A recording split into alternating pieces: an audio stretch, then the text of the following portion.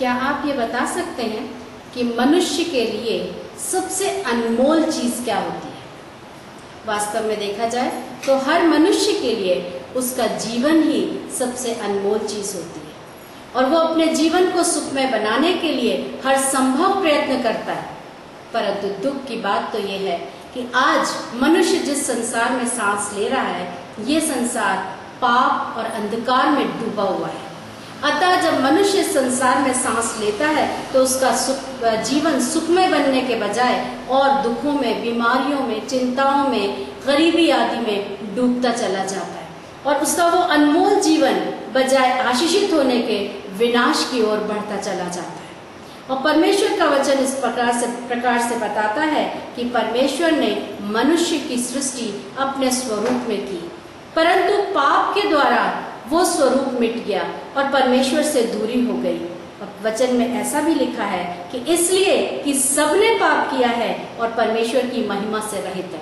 कहने का मतलब यह है कि हर मनुष्य पापी है, हर मनुष्य का जीवन पाप से ग्रसित है, इसलिए हर मनुष्य को परमेश्वर की आवश्यकता है।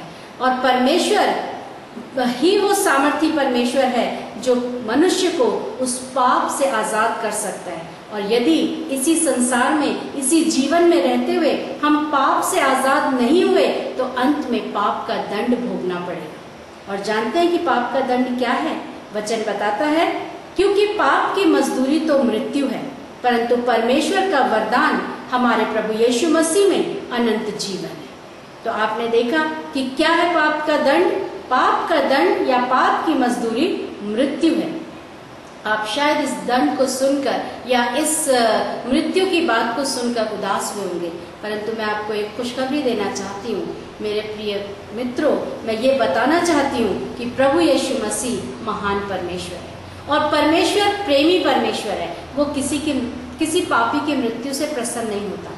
इसलिए परमेश्वर ने जब हम पापी ही थे तब ठीक दशा में, ऐसी समय में अपने इकलौते पुत्र प्रभु यीशु मसीह को इस दुनिया में भेजा ताकि वो समस्त मानव जाति को उसके पापों से छुटकारा दे सके और उसके पापों से उसको आजाद कर सके।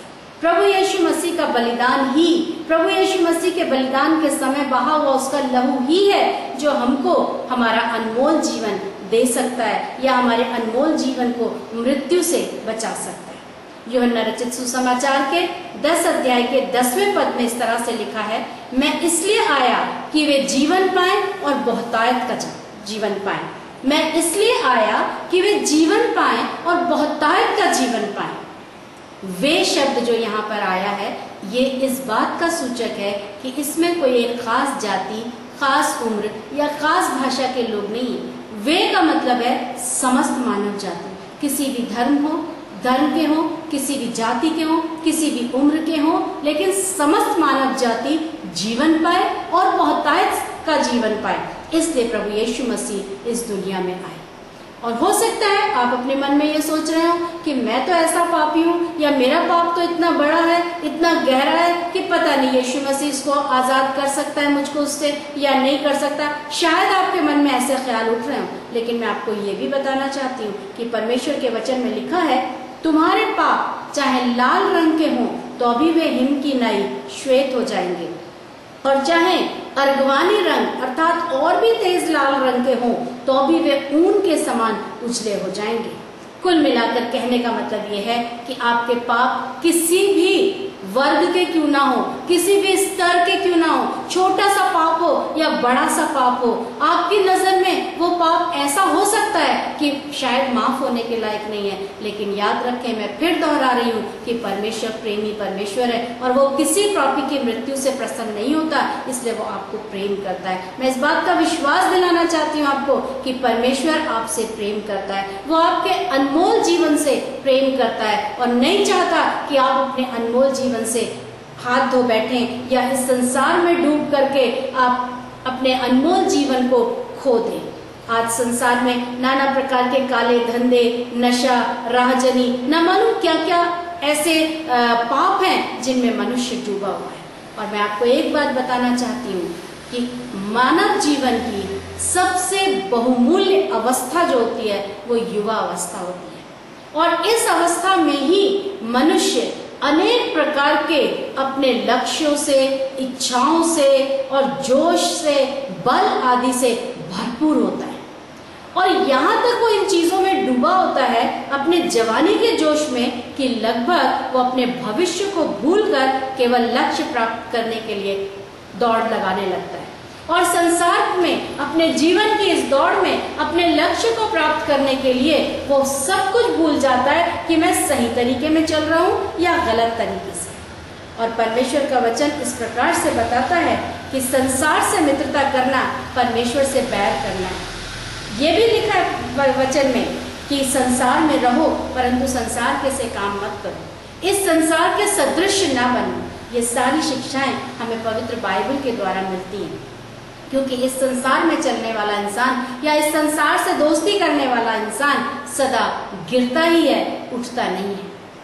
और मैं फिर इस बात को बताना चाहती हूँ कि जवानी की उम्र वो उम्र होती है जिसमें इंसान भला बुरा समझने के योग्य नहीं रहता।